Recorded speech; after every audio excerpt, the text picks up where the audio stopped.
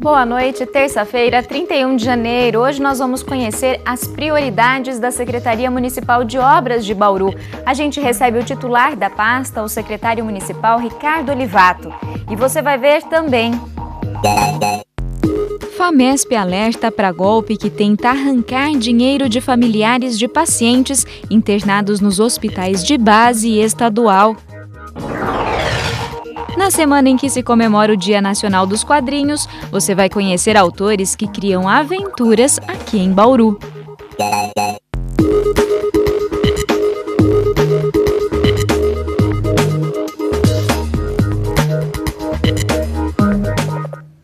Quem trabalha no setor da saúde ou tem familiares internados deve ficar atento. Estelionatários estão se passando por profissionais da saúde para conseguir informações sigilosas e, assim, tirar dinheiro de vítimas. Esta mulher, que prefere não ser identificada, sofreu 2 tentativas de golpe na mesma semana. Profissional da área da saúde, a vítima recebeu ligação de um suposto médico enquanto trabalhava. A pessoa se identificou como sendo o Dr. Marcelo e que não estava tendo contato, não estava conseguindo o prontuário online dos pacientes, e ele gostaria que eu passasse para ele a relação dos pacientes que estavam na UTI. Eu falei que eu não tenho acesso também, que ele teria que se dirigir diretamente à UTI. O pedido de informações gerou desconfiança entre os colegas de trabalho, que comentaram o assunto em um grupo do WhatsApp. A discussão deixou a profissional atenta e ajudou para que não caísse na segunda tentativa dos golpistas. Aí foi no meu celular uma pessoa se identificando como Dr. Castilho, falando que seria do hospital estadual, que estaria me ligando com relação ao meu irmão. A princípio falou o nome errado. Aí eu falei, não, tá errado o nome. Aí ele corrigiu. Aí ele falou, olha, estou com um laudo na mão de uma situação muito grave do seu irmão, que ele está com uma hemorragia interna e há necessidade de fazer um procedimento de um exame muito caro. O SUS só vai demorar uns 8 a 10 dias para liberar esse exame. E eu gostaria de saber se você autoriza e pagaria por esse exame. Aí eu neguei. A princípio, logo neguei, falei, não tem condições, vamos aguardar então o SUS liberar, porque na hora já caiu a ficha, né? Segundo a FAMESP, até agora foram registradas 8 tentativas de golpe junto às famílias de pacientes internados no Hospital Estadual e no Hospital de Base de Bauru. O número supera os registros do ano passado, em que 6 tentativas foram comunicadas aos hospitais. A administração do Hospital Estadual tenta reduzir as tentativas de golpe por meio da orientação. Segundo esta assistente social, o trabalho é feito com os funcionários e as famílias dos pacientes internados na UTI. Nós temos grupos de orientação com as famílias nas unidades fechadas, principalmente. Então, ultimamente, não só desde o ano passado, mas esses últimos dias, estamos intensificando as orientações com as famílias, orientando a respeito desse cuidado maior com esse golpe, especificamente agora. A profissional alerta que os atendimentos realizados por meio do SUS são totalmente gratuitos e que, em caso de dúvidas, a população deve entrar em contato com a unidade de saúde. Nenhum procedimento que é realizado aqui é cobrado nenhum tipo de valor pela família, né, para a família. Então, sempre quando a família receber uma ligação como essa, de pessoas se identificando como funcionários do hospital ou como médico, até mesmo médico, que a maioria fala que são médicos e que precisa desse valor para fazer esse procedimento. Então, a família entra em contato com o serviço de saúde, com a unidade onde o paciente está internado. Nos casos de tentativa de golpe, é importante que a vítima também registre um boletim de ocorrência. A subnotificação impede que a polícia faça a investigação. Impede que a gente tenha uma forma real daquilo que está acontecendo, a realidade daquilo que está acontecendo. Muitas vezes, várias pessoas foram procuradas, muitas delas, inclusive, acho que até tiveram um prejuízo financeiro e a polícia não tem conhecimento. Segundo o delegado, a ação dos criminosos já é uma prática recorrente. Por isso, a polícia vem trabalhando para identificar de onde partem as informações fornecidas aos golpistas. Tem 2 hipóteses. Uma é você aliciar uma pessoa que tem contato com essa informação para que ela te passe esse telefone, que está numa ficha cadastral médica, que ela é acobertada pelo sigilo médico. E a outra forma é através de acesso a um banco de dados. Então, nós acreditamos, pelo fato de não ocorrer só na cidade de Bauru, existir registro em outras cidades da região, na região de Jaú, na região de Ourinhos, que essa informação é conseguida num banco de dados. Isso também nós vamos apurar, nós vamos fazer uma reunião com o pessoal responsável da área da saúde, para que a gente consiga limitar ao máximo o acesso, principalmente ao telefone, da pessoa responsável pelo paciente que está internado. Enquanto a polícia segue com as investigações, a orientação para quem receber uma ligação suspeita é não depositar nenhuma importância em dinheiro. O criminoso, ele age na fragilidade da vítima. A vítima está fragilizada com um parente internado numa UTI. Muitas vezes, naquele momento de desespero, a pessoa acaba não pensando e deposita o dinheiro. Mas a orientação, nunca deposite dinheiro em conta, nunca faça isso. E se for numa rede particular, que faça o contato com a rede particular, com o encarregado de recebimento, que faça o pagamento diretamente na unidade hospitalar. E nunca faça um depósito em conta corrente, principalmente porque não sabe nem com quem está falando na realidade.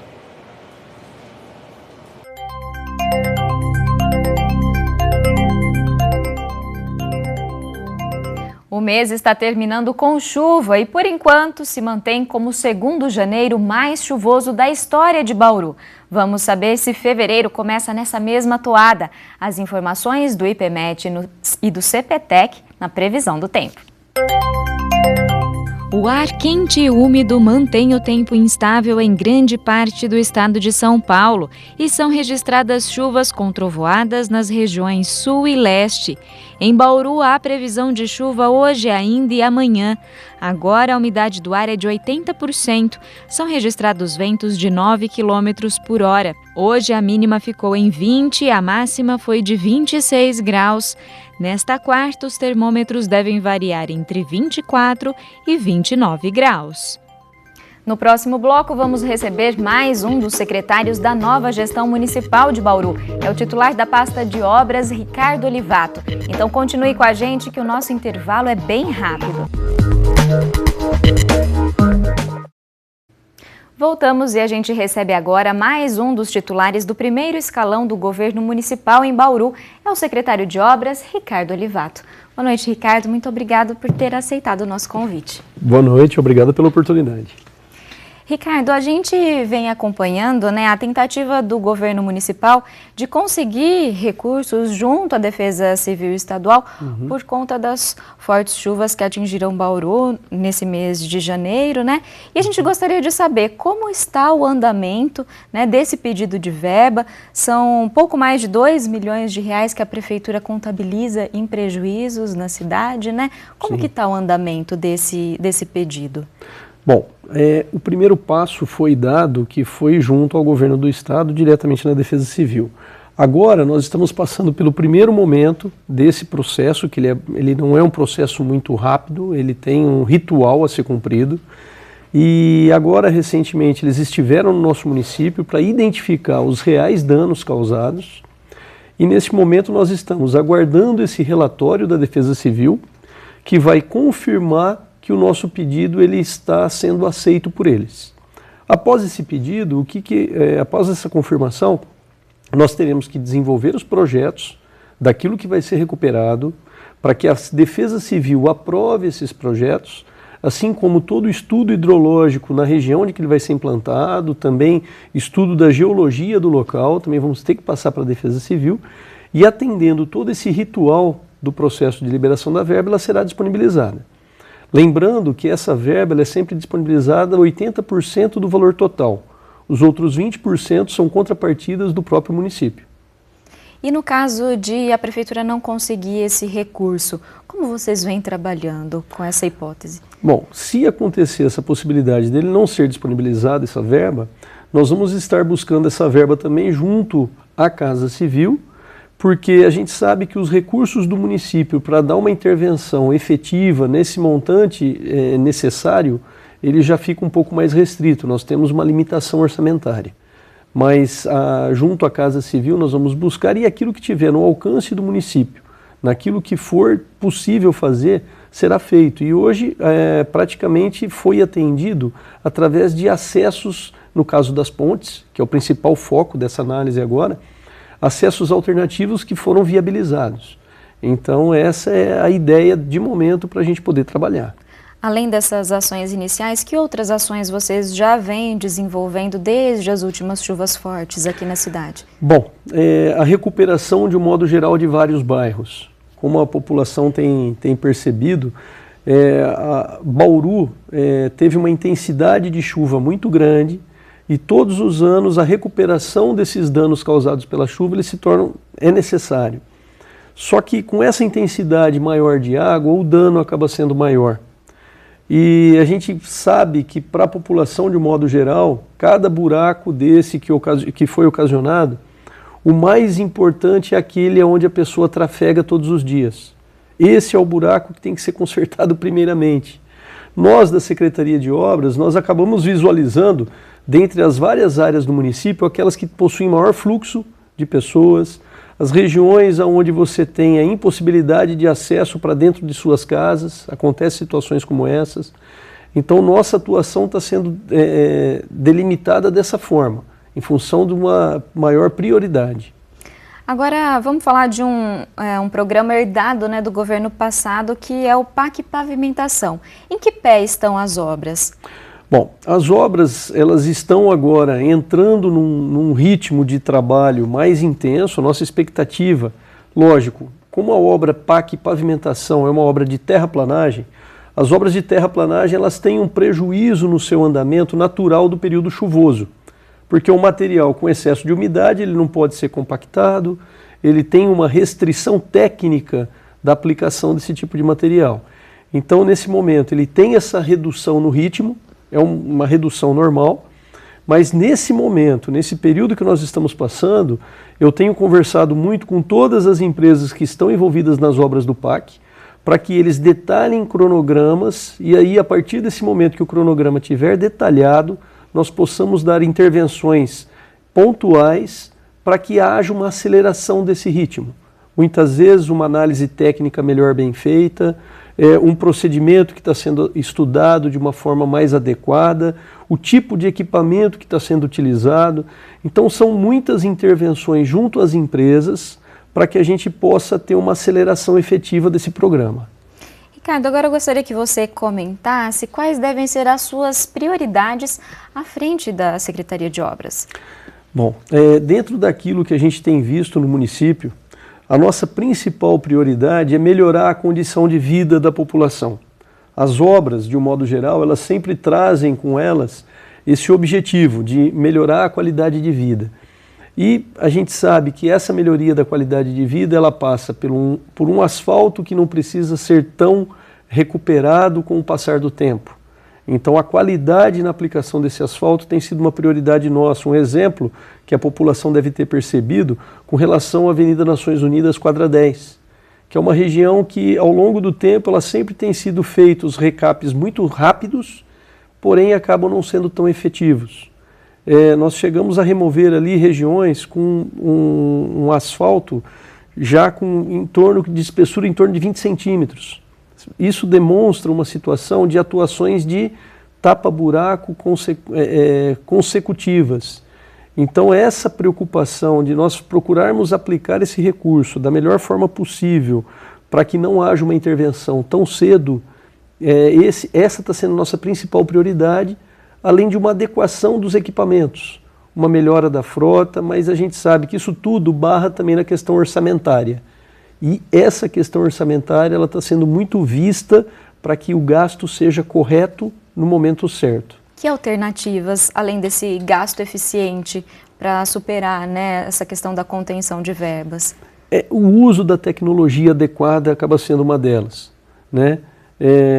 A gente sabe que na hora que a gente tem uma demanda de operação tapa-buraco e um buraco pequeno, eu falar que nós vamos conseguir fazer o recorte perfeito de todos os buracos e implantar ali o asfalto, eu sei que eu vou demorar muito para atender essa demanda.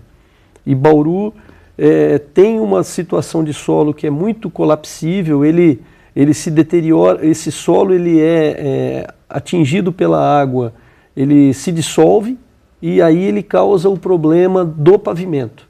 Então essas ações de recorte do asfalto é uma ação que nós temos procurado tomar na medida do possível. até porque se a gente adotar esse mesmo procedimento para todos esses buracos, que hoje ultrapassam a casa aí dos 5.000 buracos em todo o município, nós vamos ter uma demora muito grande. Então, é uma ação mais assim de bom senso daquilo que deve ser aplicado para que a velocidade também atenda a demanda da população. Ricardo, eu agradeço a sua participação hoje aqui com a gente. Obrigado, estou sempre à disposição. Obrigada. Obrigado. Depois do intervalo, a gente fala de histórias em quadrinhos. Na semana em que se comemora o Dia Nacional das HQs, a gente foi saber o que move os criadores de aventuras aqui em Bauru. Nós voltamos num instante só. Esta segunda-feira foi o Dia Nacional do Quadrinho. Da infância à fase adulta, as HQs conquistam leitores e estimulam a imaginação. Uma paixão que incentiva a leitura e também desperta para a criação de novas histórias. Nós fomos conhecer autores que criam aventuras de Bauru para o mundo. Daniel é apaixonado por histórias em quadrinhos. Fã de Maurício de Souza, encontrou na Turma da Mônica inspiração para seguir no caminho da arte. Desde criança, meus pais sempre incentivaram e eu sempre li quadrinhos, como Turma da Mônica, por exemplo. Acho que toda criança aprende lendo Turma da Mônica. E para mim, acho que isso foi a maior inspiração para mim realmente encaminhar para fazer desenho, fazer o que eu faço agora, né, ilustração e ter entrado no curso de design, inclusive. Na adolescência, Daniel fez um curso de desenho.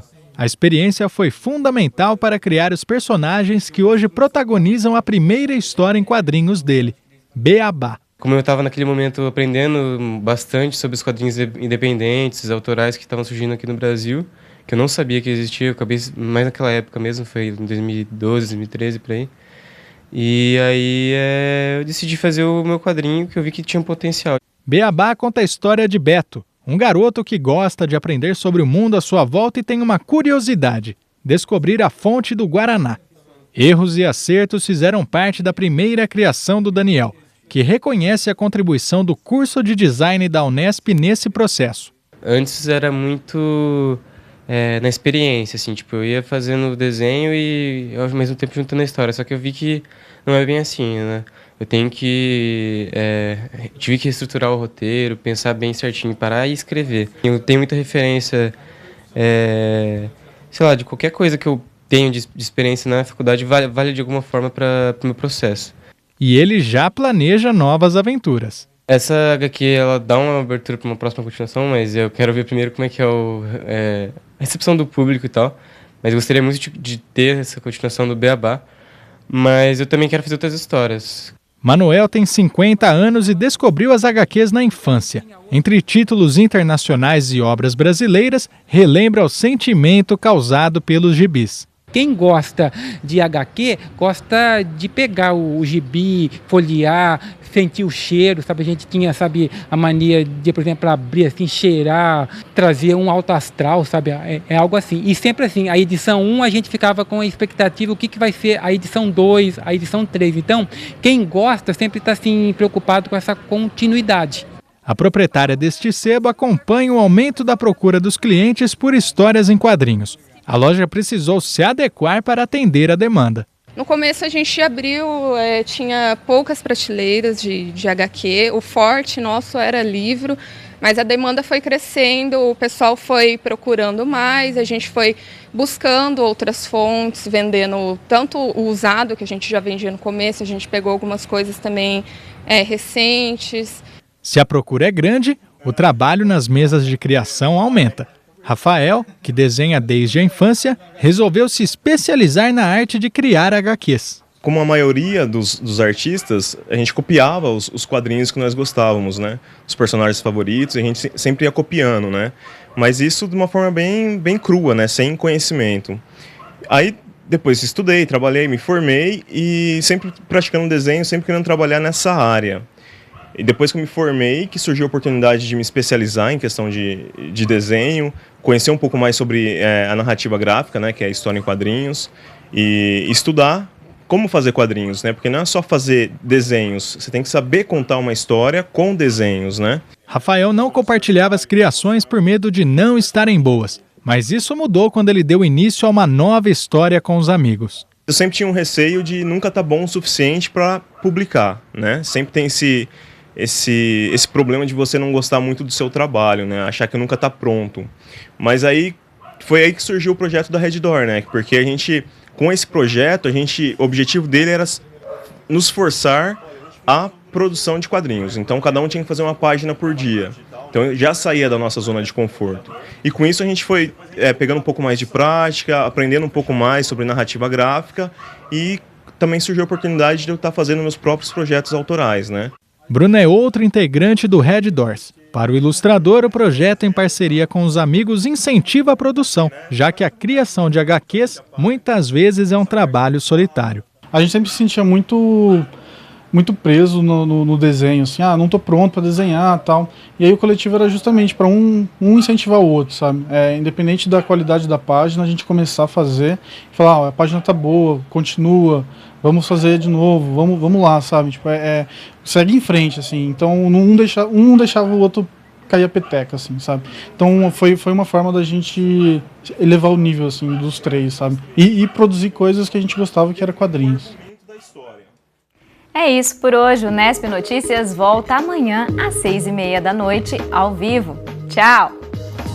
Tchau!